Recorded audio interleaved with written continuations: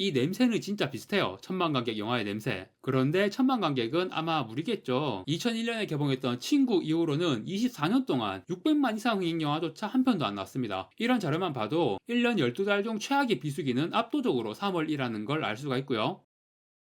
안녕하세요. 다양한 대중문화 콘텐츠를 리뷰하는 남자 머빈입니다. 이번 영상에서 리뷰할 작품은 2025년 3월 26일 개봉 한국 영화 승부입니다. 한국 바둑계, 아니 세계 바둑계의 전설이라고 할 수 있는 조훈현과 이창호 두 바둑기사의 사제 대결을 소재로 한 영화입니다. 2025년 1분기 개봉하는 한국 영화 중에서도 뭐 단연 최고의 기대작이라고 할 수 있죠. 흥행에 대한 기대도 높습니다. 올해 현재까지 300만 관객 넘긴 영화가 한 편도 없어요. 거의 코로나 시국을 방불케 할 정도로 올해 극장가 상황이 너무 심각하거든요. 이런 상황에서 화제작인 승부가 개봉했고 아마 많은 영화산업, 극장산업 관계자들이 해줘라는 심정으로 이 영화의 흥행 결과에 관심을 가지게 될 것 같습니다. 저도 제발 이 영화가 잘 나와서 흥행작 기근 상황인 지금 극장가의 단비가 되어주길 바라는 마음이었는데 영화가 기대 이상이네요. 잘 나왔습니다. 굉장히 재밌고요. 이 소재 자체가 되게 흥미롭긴 하지만 영화 보기 전에 걱정한 부분, 기대한 부분 다 있었는데 제가 걱정했던 부분은 최소화되었고 기대했던 부분은 극대화된 결과물로 나왔습니다. 이거는 뒤에 자세히 말씀드릴 거고요. 아무튼 영화가 딱 끝나는 순간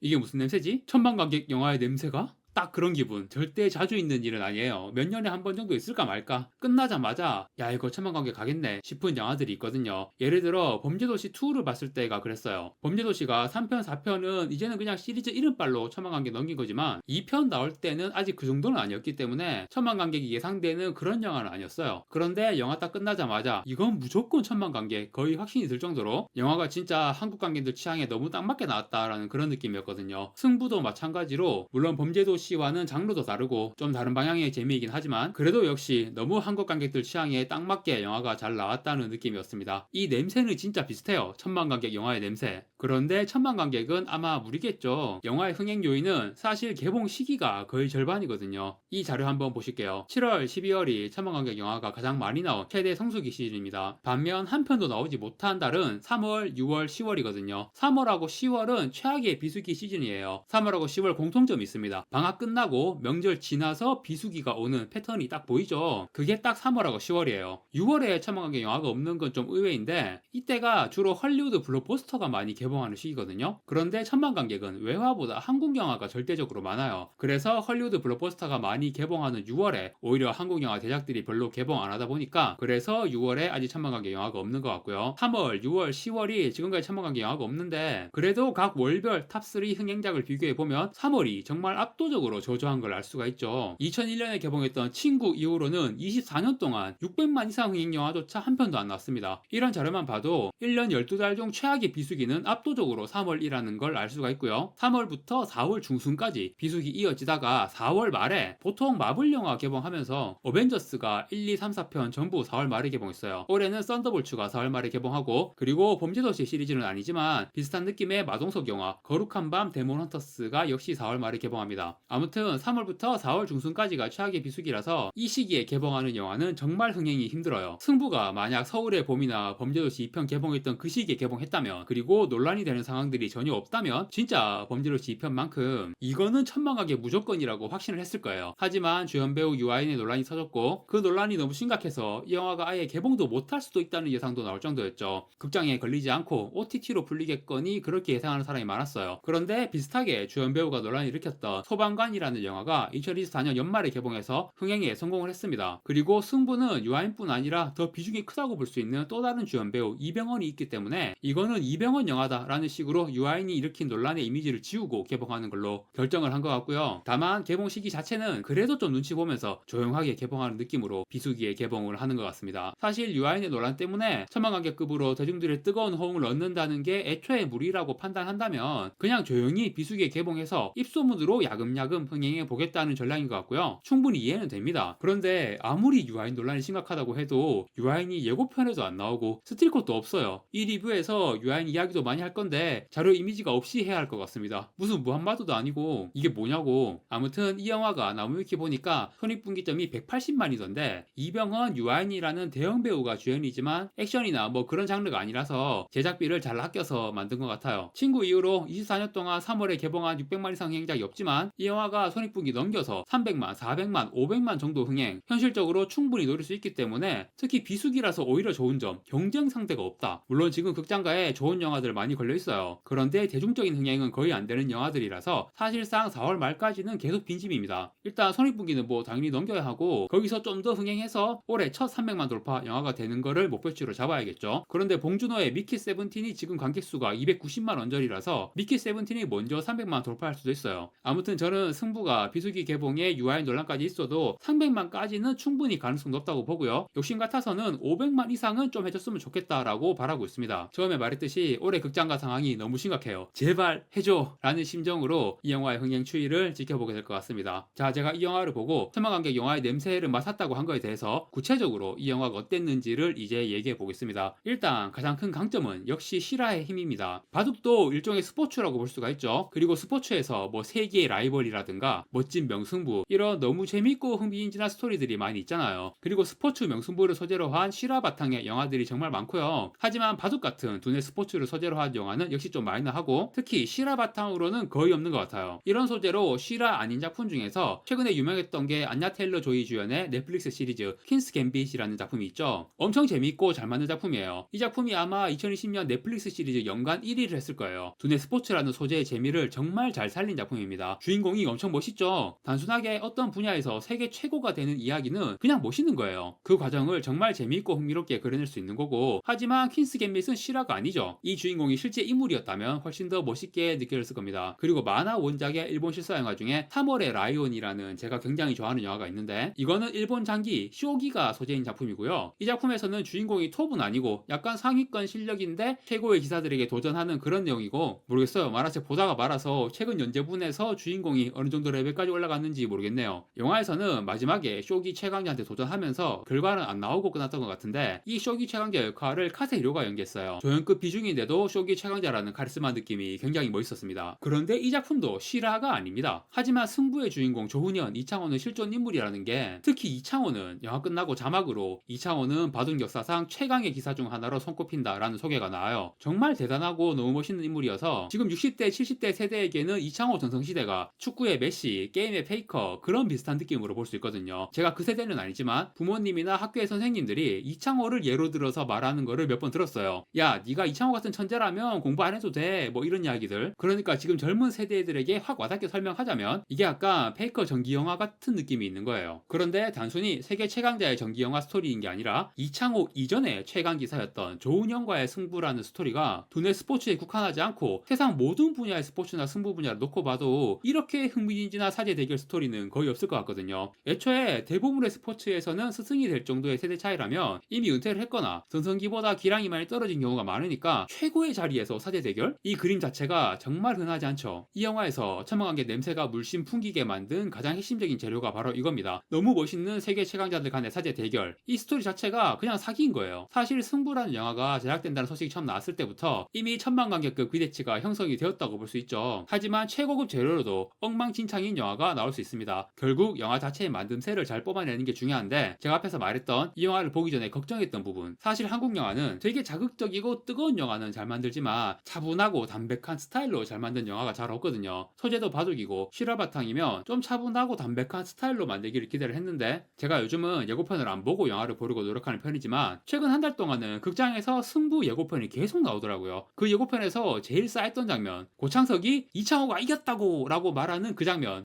이것도 한국 영화 특유의 요란벅적한 스타일의 영화가 나왔나 하고 좀 걱정을 했어요. 그런데 다행히 그런 요란벅적한 장면은 그 장면뿐이었던 것 같고 물론 고창석은 여전히 그 특유의 한국 영화 감초 조연 스타일의 캐릭터를 보여주지만 이 캐릭터는 앞으로 나오는 캐릭터가 아니었어요. 예전에 뭐 이문식이나 유해진 요즘은 뭐 박지원 이런 배우들이 연기하는 감초 조연 캐릭터 몇몇 장면에서 이런 캐릭터들이 앞으로 나오는 영화가 많거든요. 그런데 승부에서는 고창석이 조금 요란하긴 해도 뒤에 배경으로만 머무는 캐릭터라서 영화의 톤이 굉장히 안정적으로 유지가 되었던 거. 감독이 전체적으로 캐릭터 배분을 잘 조율한 것도 있지만 이병헌, 유아인이라는 투톱 배우가 묵직하게 양기둥으로 버티고 있는 상황이라서 애초에 다른 배우들의 캐릭터는 묵직한 양기둥에 흡수되어 버리더라. 그래서 영화가 전체적으로 차분하고 담백하지만 동시에 아주 묵직한 스타일로 나온 거. 이게 가장 마음에 들었고요. 그리고 또 한 가지 이 영화에서 정말 중요한 거 바둑이라는 두뇌 스포츠 종목에 대한 묘사. 세계 최고 수준의 기사가 두는 바둑의 승부를 어떻게 재미있게 묘사할 것인가. 사실 바둑이라는 종목의 저변은 잘 모르겠어요. 그냥 제 체감도로밖에 근거가 없는데 저는 친구들 중에서도 바둑을 두는 친구가 거의 없었고 군대에 있을 때도 100명 좀 넘는 중대원 중에서 바둑을 두는 거 10명도 안 되었던 걸로 기억하거든요. 저는 바둑을 둘 수는 있는데 진짜 못 둡니다. 그래도 두는 방법은 알고 바둑의 재미도 알아요. 사실 그게 제일 중요한 거죠. 이 종목의 재미를 안다는 거. 그래서 바둑이 재미있기 때문에 지금도 가끔 둡니다. 누구랑 두냐 하면 요즘 또 인공지능 시대 아니겠습니까? 뭐 요즘뿐 아니고 언제나 제 상대는 옛날 그 도스용 바둑 게임, 용량이 0.5메가도 안 되는 이 게임이 아마 1990년대 아니 1980년대에 나온 게임이겠죠? 이거를 지금도 고전 게임 런처로 하는데 다른 바둑 게임도 있지만 이 인공지능이 유일하게 제가 이길 수 있는 인공지능이에요. 아마도 컴퓨터의 실력을 제가 설정할 수 있거든요. 1부터 20까지인가 레벨 설정이 가능해요. 제일 낮은 레벨로 하면 저의 형편없는 실력으로도 그냥 가지고 놀아요. 두는 방식이 진짜 멍청해서 컴퓨터가 귀에서 집을 만들고 있을 때 저는 귀 쪽을 견제하는 척 하면서 중앙에 이렇게 집을 만들어가면 거의 대부분 압승. 그런데 저도 진짜 못 두기 때문에 제일 낮은 레벨하고부터도 10번에 한두 번은 지기도 하고요. 컴퓨터 레벨을 한 2, 3단계만 올려도 이기기가 힘들어집니다. 바둑을 한 번도 제대로 배운 적이 없으니까 실력이 늘지가 않더라고요. 그런데 이 정도 실력이라도 어쨌든 바둑에 대해서 알기는 아는 거고, 그리고 고스트 바둑왕 같은 만화책이나 그런 창작물에서 얻은 지식도 있고 딱 저 같은 수준 혹은 그 이상의 수준, 윗세대로는 엄청 많을 것 같거든요. 그런데 아랫세대는 어떨지 그 저변에 대한 감이 전혀 안 와요. 영화에서 자막으로 바둑 용어를 설명을 해주는 거예요. 아다리, 사할, 행마 이런 바둑 용어들을 설명을 해주던데 영화를 다 보고 나니까 굳이 싶었습니다. 저 정도는 대부분 알지 않나? 라는 생각도 들었고, 그리고 저 용어를 모를 정도로 바둑에 대해 아는 게 없는 사람이라면 저 정도 설명을 봐도 바로 이해가 안 될 것 같거든요. 그리고 용어뿐 아니고 화면에 자막 띄어서 글로 설명해주는 내용들이 좀 있는데 그게 좀 빨리 지나가는 것 같더라고요. 그런 부분에서 영화가 좀 불친절한 면이 있었고, 사실 가장 중요하게 설명되어야 하는 바둑의 개념은 덤. 저도 사실 이 덤이라는 거를 확실히 알게 되고 이해한 거는 만화 고스트 바둑왕을 보고 나서였거든요. 이 영화 내용에서도 덤이 되게 중요하잖아요. 이창호의 기풍을 상징하는 그 표현, 반집 이겨도 이긴 거다. 영화에서도 나오지만 이창호는 상대 대마를 잡고 박살 내야지 이런 전투형 바둑이 아니라 철저히 계산형. 여기서 굳이 전투를 안 해도 내가 반집 이기네? 그럼 전투할 필요 없네? 그래서 이 반집 이긴다라는 거를 이해하기 위해서는 바둑의 덤 개념을 확실히 알아야 하거든요. 그래서 영화에서도 아다리, 사활, 행마 이런 것처럼 잠깐 자막으로 나오는 걸로 설명하지 않고 영화 속 캐릭터의 대사로 덤에 대해 설명하는 장면이 있긴 해요. 아마 이병헌 대사였을 거예요. 바둑은 먼저 두는 쪽이 유리하다. 뭐 이런 식으로 시작해서 왜 바둑 규칙에서 덤이라는 게 있는지 그거를 설명해주는 장면이 있는데, 설명을 해주긴 하는데 저는 이것도 좀 부족하지 않았나 싶거든요. 바둑을 전혀 모르는 사람이 이 영화를 보고 나와서 덤이 먼저 설명해 보라고 하면 할 수 있을까? 안 될 것 같거든요. 특히 이창호가 자기만의 스타일, 계산을 하고 전투를 참는 그런 바둑 스타일을 완성을 하는 과정이 영화의 전반부에 가장 중요한 내용으로 그려집니다. 그 과정에서 스승인 조은현과 갈등하는 내용도 나오고, 그래서 바둑을 모르는 사람이 봤을 때 이 내용이 완벽하게 이해가 되려면 좀 더 설명이 있었어야 하지 않나라는 생각이 살짝 들었습니다. 그런데 또 한편으로는 쇼기가 소재인 3월의 라이온도 그렇고 헌터라는 만화를 보면 군의라고 실제로 존재하지 않아서 독자들 중에서 아무도 모르는 두뇌 스포츠 종목이 등장하거든요. 쇼기도 모르고 군의도 모르는데도 이런 만화들 그냥 재밌게 볼 수 있잖아요. 그런데 도박묵시로 카이지라는 만화에서는 마작을 몰라서 마작편에서 하차했다라는 분들도 많거든요. 결국 핵심은 각 작품마다 해당 종목의 대결이 보여주는 재미를 어떤 식으로 표현하느냐에 따라 갈리는 것 같고, 승부라는 영화에서는 이 부분을 굉장히 고민을 했을 것 같아요. 이 영화는 사실상 바둑 내용에 대한 묘사는 없다고 볼 수 있습니다. 이창호와 조은현의 기풍의 차이는 확실히 이해를 해야 하는데 영화 속에서 두고 있는 바둑의 내용 자체를 알아야 재미를 느낄 수 있게는 만들지 않았어요. 사실 이게 정답이긴 합니다. 그렇긴 한데 3월의 라이온이라든가 퀸스 갬빗 이런 작품들과 비교해보면 그 시합의 전체 내용을 몰라도 어떤 특정한 국면에 대한 상황 설명은 그 종목을 몰라도 대충 이해는 되도록 묘사를 하거든요. 그런데 승부에서는 그 정도도 안 하더라고요. 그냥 배우들 연기, 특히 리액션 보고 누가 불리하구나 유리하구나 알게 되는 거지. 특히 이 영화의 후반 하이라이트 대국에서 유일하게 그 대국에서만 해설자 해설도 같이 나오거든요. 그런데 해설이 우리가 바둑방송 보면서 흔히 들었던 그런 프로 수준의 해설이 아니야. 이 해설도 사실상 그냥 리액션이 다고, 해설하는 배우가 조우진이거든요. 조우진이 연기한 캐릭터가 조은현의 라이벌 기사 서봉수죠. 그런데 캐릭터 이름을 바꿨어요. 아무튼 이 캐릭터 연기를 조우진이 뭐 대국하고 이런 거는 괜찮았는데 해설하는 연기는 진짜 프로기사 해설이 아니라 배우가 대본 외운 연기라는 티가 나서 그 부분도 살짝 아쉬웠고, 아무튼 대국 내용에 대한 설명을 아예 포기하는 식으로 바둑 대국 묘사를 했단 말이에요. 제 생각에는 장기 계통의 종목과 달리 바둑은 특정한 국면에서 한 수의 의미를 설명하는 게 좀 더 까다롭지 않은가, 그래서 아예 그거를 포기한 것 같다는 생각이 들었고요. 대신 대신 조은현과 이창호 기풍의 차이에 대해서 사실 그게 가장 중요한 거고 영화의 앞부분 절반을 그거에 투자했으니까 후반부 대결에서는 서로 평소와는 다른 기풍의 대국을 보여주는 걸 부각해서 이 승부의 핵심 테마를 관객에게 이해시키는 방향으로 대국 묘사를 했고 이게 사실상 영화의 스토리텔링 그 자체로도 볼 수 있죠. 되게 고민을 했을 것 같은데 이런 대국 묘사에 대해서는 감독이 올바르게 판단을 한 것 같습니다. 바둑을 알든 모르든 거의 비슷한 수준의 재미를 느낄 수가 있게 아주 섬세하게 조율해서 연출을 한 것 같고요. 영화의 톤도 괜찮고 바둑 대국이라는 쉽지 않은 소재를 다루면서도 전체적인 스토리텔링도 아주 완성도 높게 잘 그려져 있고 여기서 이제 캐릭터가 더해지면 천만관계 냄새 물씬 풍기는 아주 맛있는 요리가 완성되는 건데 이 영화에서는 바로 이 캐릭터가 진짜 최고였다는 거. 주인공은 이병헌이 연기한 조은현이에요. 분량도 확실히 더 많은데 하지만 저는 이 영화는 유아인의 영화라고 생각합니다. 제가 최근에 컴플리트 언노운이라는 영화를 정말 재밌게 봤는데 티모시 샬라메가 연기한 밥 딜런이 너무 멋있더라고요. 진짜 덕질이 마렵다는 생각이 들 정도로 승부에서 유아인이 연기한 이창호, 티모시 샬라메의 밥 딜런에 필적할 정도로 너무 괜찮았어요. 특히 캐릭터의 얼굴을 유아인과 이창호는 생긴 게 정말 다른데 어떻게 그런 비슷한 느낌이 나게 표현을 했는지 엄청 궁금하거든요. 분장도 살짝 한 건지. 그런데 비슷하긴 해도 이창호 특유의 그 무뚝뚝한 표정, 그 원본에 비교하면 유아인의 표현이 그 정도는 절대 아니었지만 그래도 상당히 비슷하게 정말 놀랄 정도로 되게 인상적이었습니다. 그리고 이창호의 여러 가지 특징들 사진 찍을 때 표정이 너무 무표정이라서 야 좀 웃어봐 이러니까 이창호를 잘하는 주변 사람들은 지금 활짝 웃고 있는데? 이런 개그 장면. 이거 약간 밈이었죠? 게시글 제목이 이창호 박장대소, 이창호 파한대소 이런데 클릭해보면 이런 표정으로 있는 거. 그리고 신발끈 관련된 일화도 유명하죠. 군대 훈련소에서 군사끈을 못 맸다는 그런 일화가 있고 영화에서도 신발끈 풀어져서 다른 사람이 대신 묶어주는 장면이 여러 번 나옵니다. 그런데 오락실 게임을 되게 좋아했다는 얘기도 있는데 그거는 안 나오더라고요. 아무튼 이 유아인이 연기한 이창호 캐릭터가 연기도 정말 너무 잘하고 이창호가 정말 독특한 사람인데 유아인이 그걸 완전히 똑같지는 않지만 자기만의 방식으로 너무 캐릭터 표현을 잘한 것 같아서 까놓고 이 영화에서 가장 마음에 들었던 게 바로 유아인이 표현한 이창호의 캐릭터였어요. 이걸로 완벽한 요리가 완성되었다라는 느낌. 물론 이병헌의 조은현도 좋았습니다. 역시 생긴 건 전혀 다른데 특정한 각도, 특정한 조명에서 얼굴 전체가 아니고 절반이나 3분의 2 정도만 나오는 순간에 조은현하고 똑같이 보이는 그런 장면들이 몇 개 있었고요. 유아인이 영화의 전체 분량에서 다 최고였다면 이병헌은 처음으로 제자한테 타이틀전 패배했을 때 그 패배의 충격을 표현하는 연기가 진짜 압권. 그 장면은 연출도 너무 좋았고 이병헌을 잡은 카메라 구도를 이렇게 기울이면서 속절없이 미끄러져 내리는 그 심정의 표현이 너무 괜찮았어요. 이 영화는 유아인의 영화라고 했지만 이병헌이 패배의 충격에 사로잡힌 연기를 하는 그 분량만큼은 이병헌이 영화를 완전히 지배했다고 볼 수 있을 정도로 이 영화에서 가장 강렬하고 기억에 남는 파트였어요. 특히 예전에 스타리그 보셨던 분들은 뭐 말 안 해도 아시겠죠? 감동의 골마. 특히 이창호의 승리 소감 멘트가 최연성의 별로 안 좋아요 라는 그 멘트가 생각이 나면서 여러모로 강렬한 이펙트가 남는 장면이었습니다. 그리고 나머지 배우들 고창석, 문정희, 현봉식, 조우진 다 괜찮았고요. 이 조연들이 앞으로 나오는 캐릭터가 없어서 특히 현봉식, 조우진 이런 배우들은 그동안 연기했던 배역 때문에 바둑 기사들인데 무슨 조폭처럼 보일까봐 그것도 조금 걱정했거든요. 그런데 영화의 톤에 제대로 흡수된 캐릭터로 안정적인 연기를 보여줬던 것 같습니다. 문정희가 연기한 조은현의 아내 캐릭터는 특히 더 괜찮았고요. 자, 정리를 하면 제가 가장 걱정했던 영화의 톤도 괜찮았고 대국 내용보다는 기풍에 초점을 맞춘 사제 대결의 스토리텔링도 정말 좋았고 캐릭터와 연기는 뭐 최고였고 천만관계 냄새 물씬 나는 그런 너무 훌륭한 영화가 완성이 되었습니다. 그런데 뭐 시기가 너무 비수기이고 유아인 논란도 있고 그리고 지금 대한민국 사회에 여러 심각한 이슈들도 많고 해서 얼마나 흥행이 될지는 낙관적으로 예상하기가 쉽지 않습니다. 그래도 정말 잘 만든 재미있는 한국 영화가 간만에 나왔다는 것만으로도 만족스럽긴 한데 부디 흥행도 잘 돼서 지금 영화계와 극장가의 어려운 상황이 숨통이 좀 트였으면 좋겠습니다. 네, 영화 승부의 리뷰는 이것으로 마무리하겠습니다. 구독과 좋아요 부탁드립니다.